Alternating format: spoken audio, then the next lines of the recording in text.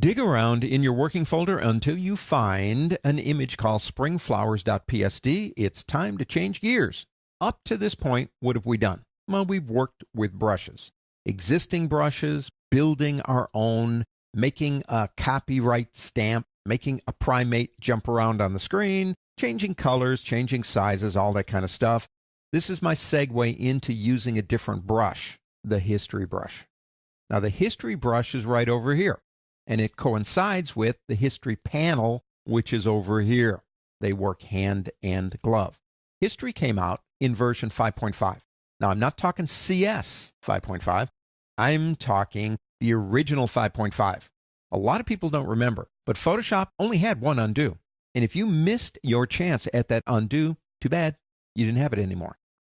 Let's look at the panel first. This panel controls our undos. Now, before we get there, if you go up to the word Photoshop on a Mac or Edit in Windows, and you go down to Preferences and select Performance, you will notice that we have a history state option here, and it says 20. You can take that option up to 1,000 if you want to. I wouldn't really recommend that because you're consuming a lot of RAM and scratch disk to hold all of those undos. But it's nice to have more than 20. You can change that number if you want to. I'll just leave it alone and get out. Let me make that a little bit bigger. If I come over here and begin graffiti, and I start doing this, notice the history states brush tool, brush tool, brush tool. It's recording everything that I do. Maybe put a line here, and one up here, and one down here. I'm just having fun destroying this image. Now, most people do know this. I can walk back up the ladder. And as I do, it will remove those things. Now, I only have 20. So if I go over 21, it'll drop off the top one and keep the last 20 things that I've done. So I can do that up and down the ladder with history. I can bring them back again. History, by definition, is linear. So if I come all the way back up here to open and begin again with the paintbrush, watch what happens to the grayed out ones. Well, they go away and we start all over again. So history in the panel is recording what I do. It also has something called a snapshot. This is taken when the image is first open. So let's say we get beyond our 20 undos. We've been working for an hour or more, even saving every once in a while, which is a good thing to do. And all of a sudden you realize, oh man, about an hour ago, I really did something really dumb and, I can't get back to it. I don't even have the undos to do that. I wish I could start all over again, but I really can't because I've been saving the document every 15 minutes. And if I close it, it's just going to reopen it again the last time I saved it. If you click here, Springflowers PSD, I don't care if you've been working for 6 hours, as long as it's still open. This is not saved with the document, remember that. If I click that snapshot, it will take me back to the original image. Now, knowing that, we can have some fun. But let me do this first. Let me come back down here and bring in the brush tool. I can back off like this, sequentially. But let's say, for the sake of argument, these are what I wanted to do, and this one is not what I wanted to do. So to get to this one in a linear history, I have to back off until I get to that one. But that's where the history brush comes in.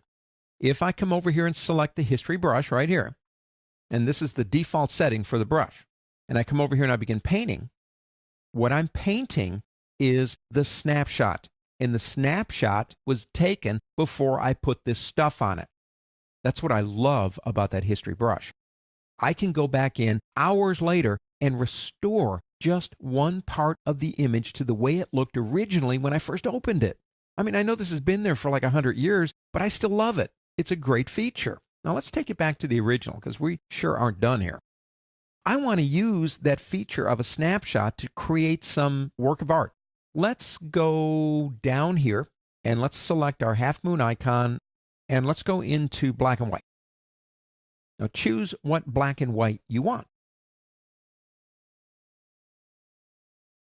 That's kind of interesting, but no. I think I want maybe this one right here. I'm happy. I'm going to go ahead and collapse that down. Next, I'm actually going to put this into this and make it permanent. I'm going to use a shortcut, Control, that's Control in Windows, Command on a Mac, E, merge down. Now, let's go back into history here. See this button here that looks like a camera? Watch what happens when I click it. It creates another snapshot of the state of the image in grayscale. So I'm going to call this one Grayscale. Now, here's the cool thing. If I click here, I get it in color. If I click here, I get it in grayscale. If I want to repaint part of the image in color, I'm already set up. All I have to do, and this is the fun part, is pick up the history brush, but I would recommend that you use a new layer, just in case you don't like it. And then you come over here and notice what's happening. It's not painting yellow. It's painting the flower back. So as I do this, I have one flower in color. Understand something about the human eye. We use this in marketing all the time. The human eye processes color information more aggressively. In other words, we're drawn toward it.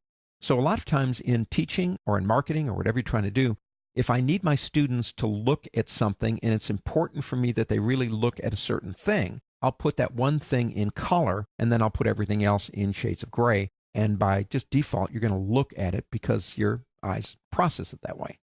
Anyway, I've made that flower. I can turn off the background here. And you can see I've missed a couple of spots. Paint them back in. And we come back out again. Now that in and of itself is actually pretty cool. If I click on spring flowers again, watch what happens down here.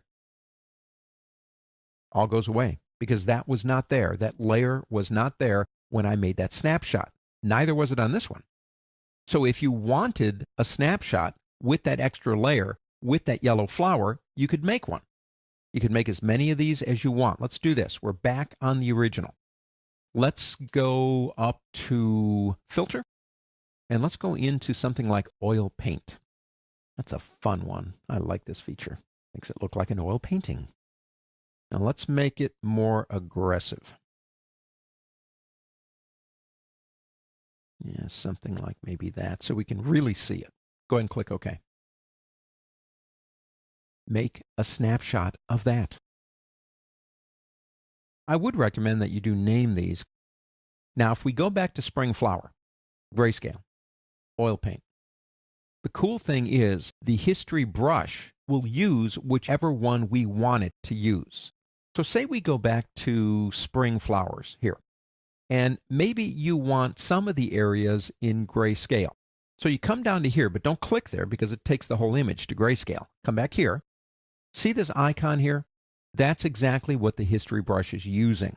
If I come here and click, it's now going to use grayscale. So if I come over here and pick up the history brush and come over here and begin painting, these areas I'm painting out into grayscale. And let's do this one up here too. But you know what? I like that oil paint thing. I want some of these to be in oil paint. So we come here, don't click here, click here. Now you can make the new layers. It would be probably better in the long run if you had those blank layers over there. But if we come over here again with this one, we're now painting in oil paint. Now probably the most common use of what we are doing is to have images in grayscale and then bring color back into them very quickly. I use that all the time, probably almost every day. But in this case too, you can do some very, very cool stuff just simply by understanding that history is more than just multiple undos. It's about snapshots, and it's about that brush over here. And once you get into it, you start creating all these states. You can have a lot of fun, but you can also do some really amazing things.